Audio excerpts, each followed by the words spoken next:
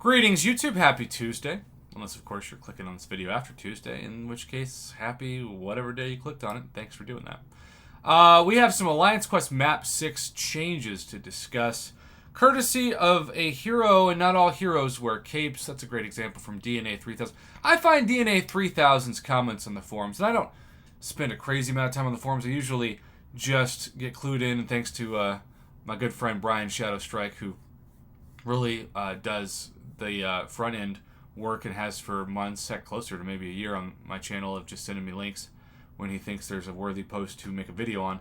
But I do Map 6 in Alliance Quest. In fact, at the time of recording this, I'm finishing up the third tier of the 5th day of Map 6. I think it is definitely a lot more challenging than Map 5 used to be, but still pretty easy. Map 5 was like a 1 out of 10, and to me Map 6 is like a 4 out of 10. Of course, that doesn't mean I can't be wrecked, especially when I'm fighting Nimrod on my final path. Nimrod and Annihilus are on my paths, and especially with certain nodes, can be tricky.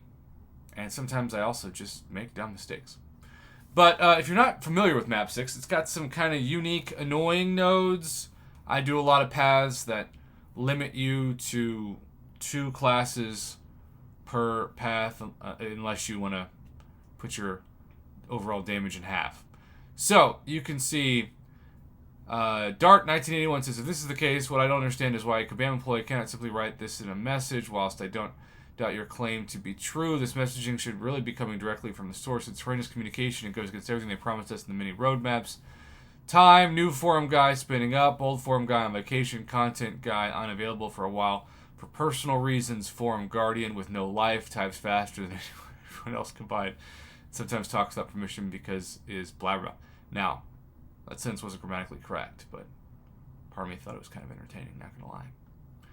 So, I wish they'd speak in vague generalities. I was lucky to find a 665 home where I could take a vacation and run 5. It has been a wonderful break. I'm sure some of this is the convenience of not having officer responsibilities. We've just resorted to Map 5 all week.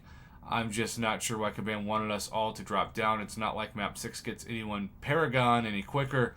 Either way, I don't think it's going to be a priority fix due to the amount of other bugs and gameplay issues. I would be surprised if we see any changes in 2022. So, Kiptonade, surprised to see any changes for the rest of the year. It is only June. And it's July, August, September, October, November, December, meaning that July 1st marks halfway through the year. So we're not even halfway through the year, and already thinks for the rest of the year we won't see any changes or major updates. And then you can see Lord Smasher talking about communication. The reward structure is busted. You get the same glory from peak milestones at 599999999 that you get at 250 million. The milestones would already allow perfectly for a linear 100 glory increase per step. When a system is structured in a way that discourages playing more or trying harder, there's a problem. If there were any cost at all to doing tougher maps, you'd be better off stepping down to map 5 and just hitting 250, which, by the way, is a separate video topic altogether. Maybe people are being geniuses for just doing map 5 and not worrying about costs for people who struggle with costs. My alliance doesn't, but I can see where some might, and where this would certainly be an obvious advantage. But here's Kabam Jax. This is the point of this video. Hello everyone. Firstly, an apology that this thread has gotten so big and I somehow missed it. I'm still settling in. So, wait. Kabam Jax took personal responsibility for being late and didn't passive-aggressively blame the people who commented? If that's not a tremendous improvement from Kabam Mike's usual tone, I don't know what is. Next, and most importantly, I shook the Alliance Quest Map 6 tree to see what fruit I could get for you all, and this is what fell out. Look, maybe you don't like stuff like that, but as a punster and grammar nerd, and somebody that just likes unique things, which is why randomly I love Into the Spider-Verse so much, and actually why I'm really enjoying the Kamala Khan series, because it's got some like really unique artwork and cinematography. I love that that's part of this post. It's like got an actual personality. It doesn't look like it was copy-pasted from some generic bot. These changes are targeting June 25th, but there's a small chance they could be implemented sooner. We are changing the restrictiveness of the Map 6 dual class base buffs to be as follows. New to replace old. Old, physical, overlock, wrath, all attacker classes but tech and skill reduce their attack by 50%. Stellar, atomic, wrath, all classes but science and cosmic. Genetic knowledge, all attackers classes but mutant and mystic. Stellar, perfection, wrath, all attacker classes but skill and cosmic. Ancient, overclock, wrath, tech and mystic. Genetic, atomic, wrath, science and mutant. You get the idea. All but 2 classes reduce their attack by 50%. New changes. All attacking tech and skill classes get a passive 20% fury.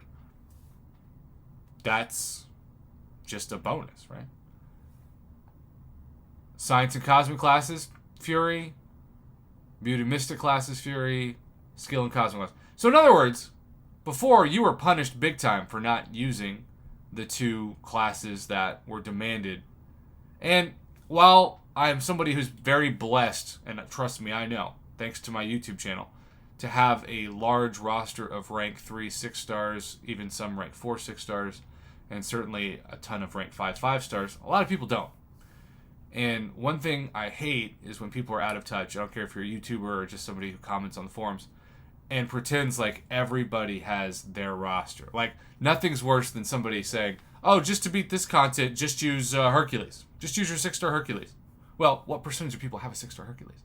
And if you don't, you're making the person feel bad for not having them or frustrated or whatever. You know, like, that's why it's also frustrating when people ask me questions about how to clear content, but they don't tell me even if the champion that they have is awakened. How am I supposed to know?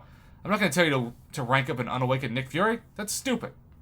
So, back to this at hand. The new changes aren't going to punish you. They're just going to reward you, right? Like, a passive 20% fury, that might help, but let's say you want to use Hercules. Well, Hercules isn't tech or skill, but now you can. Whereas before, half your attack was reduced. These buff changes will help alleviate the following. Non-intended champion classes will now be viable. This should reduce strain on leadership planning as all champs will be viable. The increase in difficulty will be somewhat remedied by the attack increase if you play into the class buffs. Flex players will now have less strain to bring in a catch-all roster, as all champs will be viable but may not benefit from the increase in attack for specific lanes. Will communicate to the entire community once these updates are officially implemented. Quick pick, great news. What about the horrible node combination on Path 1, Section 2? You should be able to take other class champs like Red Hulk, more Abomination. Great news, hope it isn't like Act 6 news, remove the restriction, but now we face 7 stars. Yeah, that's a good point. And then Sandeep S. Looks like they took my feedback. I'm happy with the changes. So, yes. Look, this is progress. And I love progress. I know when I make a video like I did yesterday where I was critical of Kabam Mike's tone, that people think, oh, it's just this guy being negative and critical again for clicks. I was just calling it like I see it. In this video, I don't care if it gets clicks or not. I want to be positive and congratulatory because, first off, this Kabam Jax guy seems like a legend. Seems like a guy I'd want to grab a drink with, even if it was Hawaiian Punch. He's got a personality. He starts off with an apology, and he brings good news. That's all we're asking for on the forums. At least that's all I'm asking for. This is like an amazing template of how to do a great forum post. So Kabam Jax, welcome to the team. I'm sure you've heard mostly terrible things about my channel. But if you watch this video, I appreciate you. And thanks for getting this fax out. And hopefully changes by the end of the month. Now let's hope that the energy hotfix that's supposed to be at the end of the week, as well as other input issues, and certainly a compensation date idea, falls to us soon on the community as well.